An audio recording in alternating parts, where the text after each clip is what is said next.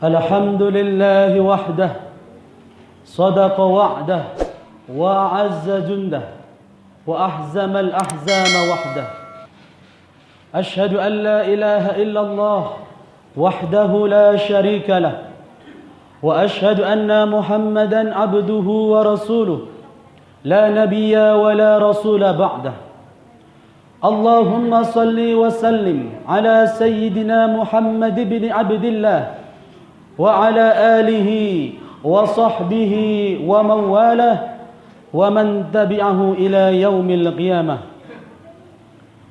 أما بعد فيا أيها الحاضرون معاشر المسلمين وزمرة المؤمنين رحمكم الله أوصيكم وإياي بتقوى الله فقد فاز المتقون اتق الله حيثما كنت واتبع السيئة الحسنة تمحوها وخالق الناس بخلق حسن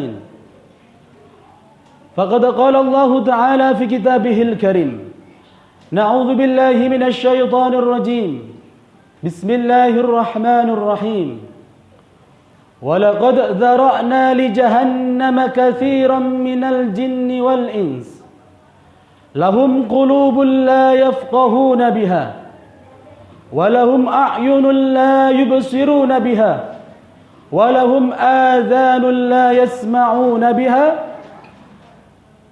أولئك كالأنعام بل هم أضل أولئك هم الغافلون صدق الله العظيم وصدق رسوله الكريم ونحن على ذلك من الشاهدين. Hadirin sidang Jumat yang dimuliakan Allah Subhanahu wa taala. Kesempatan yang diberikan mengantarkan kita semuanya untuk mengambil pelajaran dari sebuah judul khutbah, yakni pengabdian seorang manusia di antara khalifah dan seorang hamba. Hadirin sidang Jumat yang dimuliakan Allah Subhanahu wa taala. Sebagaimana yang kita tahu bahwa kita hidup di dunia ini bukan hanya sekedar diperuntukkan oleh Allah Subhanahu wa taala mencari makan, lalu kita tidur kembali, besok lagi kita bekerja untuk mencari makan lagi, tanpa ada suatu prestasi yang membanggakan kepada Allah Subhanahu wa taala, yakni nilai ibadah. Maka dalam kesempatan yang siang yang berbahagia ini, mengembalikan posisi kenapa Allah Subhanahu wa taala menjadikan kita sebagai manusia di atas muka bumi ini, bukan tanpa tujuan, melainkan Allah Subhanahu wa taala menjadikan kita manusia yang hidup di atas muka bumi ini, yang diantaranya adalah untuk menjadi khalifah. Sebagaimana yang maklum, yang sering kita baca di dalam Quran surah Al-Baqarah di ayat ke-30-nya itu, wa idz qala rabbuka lil malaikati inni ja'ilun fil ardi khalifah. Namun nyatanya apa, hadirin sidang Jumat yang dimuliakan Allah? Kalau ini tidak ditekankan dan tidak diingatkan sebagai kita, sebagai manusia, maka manusia akan kehilangan dari sosok kemanusiaannya itu sendiri. Manusia terkesan rakus, manusia terkesan merusak, manusia terkesan sombong, dan manusia terkesan menganiaya dirinya dan orang lain. Padahal Allah Subhanahu wa taala menjadikan kita ini sebagai khalifah. Lalu apa itu sebenarnya khalifah, hadirin sidang Jumat yang dimuliakan Allah? Menurut para ulama-ulama tafsir, bahwa kata khalifah itu di dalam Al-Quran Allah Subhanahu wa taala menyebutkan dua kali. Yang diantaranya tadi saya sebutkan di Al-Baqarah ayat 30, dan yang satu lagi Allah sebutkan di Quran surah As-Sad, di Quran surah As-Sad ayat 23-nya itu, di mana Allah Subhanahu wa taala berfirman, "Ya Dawud, inna ja'alnakum khalifah." Di mana apa sebenarnya yang Allah titipkan dengan penyematan nama khalifah itu, hadirin sidang Jumat yang dimuliakan Allah. Maka para ulama menafsirkan bahwa khalifah itu bisa berarti seorang utusan, bisa berarti seorang pemimpin, dan bisa berarti seorang hamba. Pengabdiannya kepada Allah Subhanahu wa taala selama dia hidup di atas muka bumi ini. Maka yang paling fenomenal yang sering kita pahami adalah khalifah yang kita amalkan ini adalah sebagai pemimpin. Maka hadirin sidang Jumat yang dimuliakan Allah, sebagai pengingat kita saat ini, kita sebagai manusia, kita bukan hewan yang hanya sekedar mencari kepuasan nafsunya. Kalau kita lihat hadirin sidang Jumat yang dimuliakan Allah, karena hewan itu penuh nafsu dan tidak memiliki akal. Kalau manusia mengutamakan akalnya daripada nafsunya, maka Allah Subhanahu wa taala dari kepribadiannya itu, Allah titipkan kata khalifah itu sebagaimana mestinya manusia bisa mengatur, manusia itu bisa merawat, dan manusia itu bisa menjaga dari dirinya dari gangguan orang lain. Maka hadirin sidang Jumat yang dimuliakan Allah, maka sebagai seorang pemimpin tentunya kita akan dimintakan pertanggungjawaban oleh Allah Subhanahu wa taala atas apa yang kita pimpin. Dari pemimpinan diri kita sendiri, dari anggota tubuh kita ini hadirin sidang Jumat yang dimuliakan Allah, dari sampai apa yang kita pimpin, mulai dari keluarga, masyarakat, dan lingkungan sekitar. Ini menunjukkan konsekuensi kita sebagai manusia, bukan seorang perusak. Maka kalau kita ingat pesan Allah Subhanahu wa taala ini, aku jadikan khalifah di atas muka bumi ini atas dasar kekuasaanku, maka jangan sampai dirimu lalai sebagai khalifah di atas muka bumi ini. Maka hadirin sidang Jumat yang dimuliakan Allah, maka disematkannya kekuasaan khalifah di atas kita ini, di pundak kita ini, maka wujudlah menyadarkan kita fungsi yang kedua, yakni seorang hamba. Kalau khalifah tugasnya adalah mengatur, merawat, dan bahkan melindungi, maka fungsi yang kedua khalifah ini adalah seorang hamba. Dimanapun orang di atas muka bumi ini, haruslah dia sadar bahwa dirinya adalah seorang manusia yang menghambakan diri kepada Allah Subhanahu wa taala.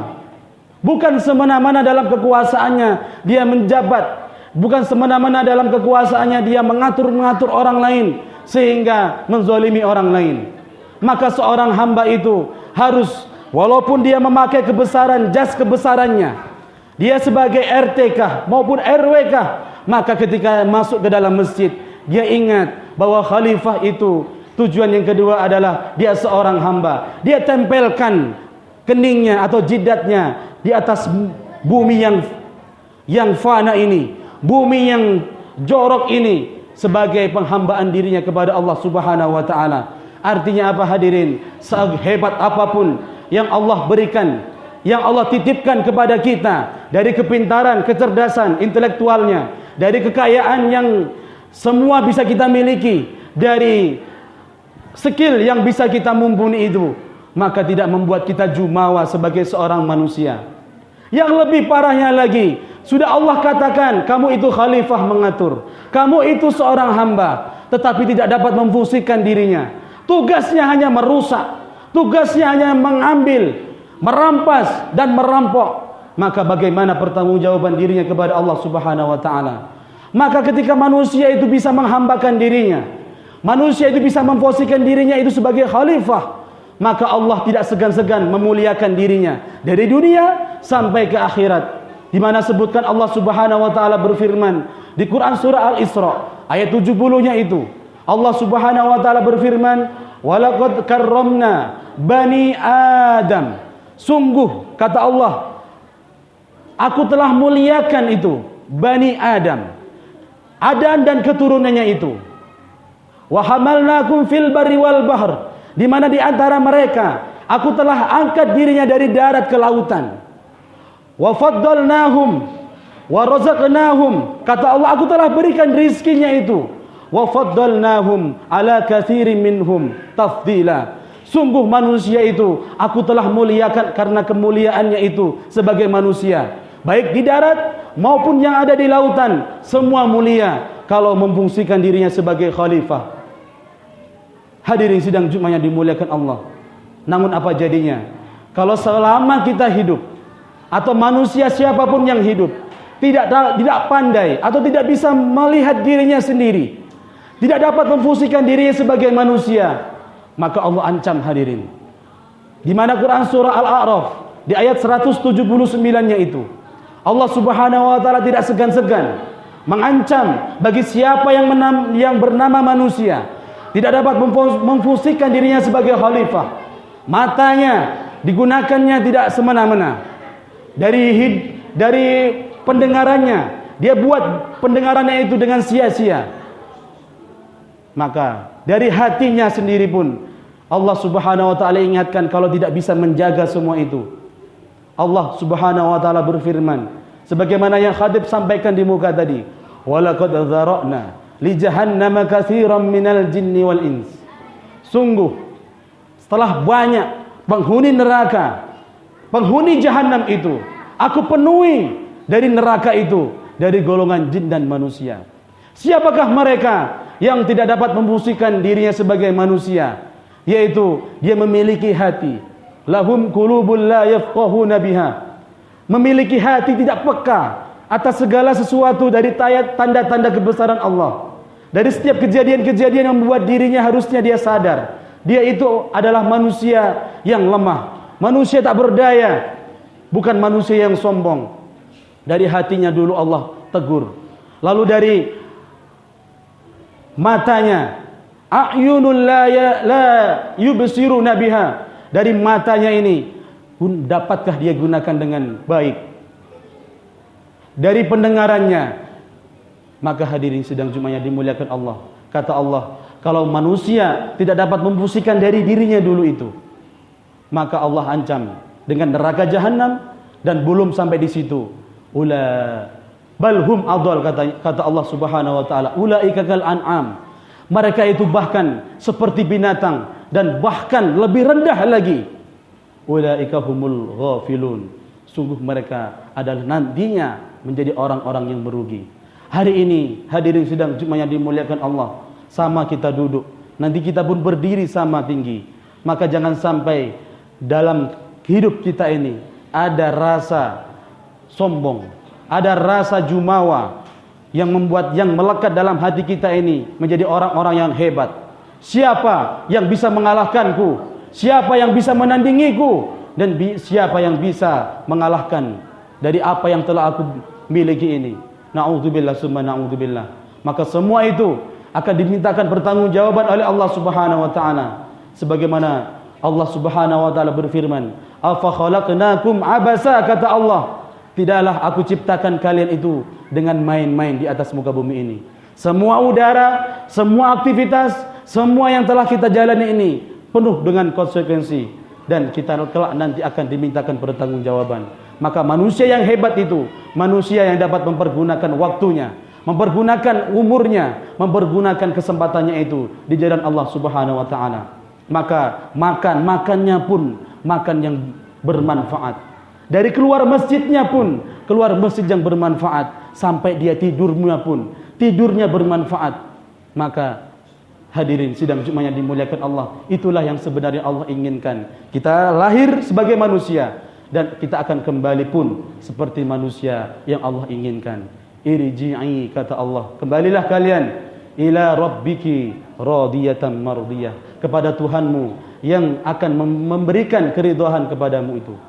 Maka hadirin sidang Jumat yang dimuliakan Allah, mari kita sama-sama lihat dari diri kita sendiri ini. Sudahkah kita pantas menjadi manusia yang Allah inginkan, yakni sebagai khalifah dan sebagai seorang hamba? Barakallahu li wa lakum fil Qur'anil azim.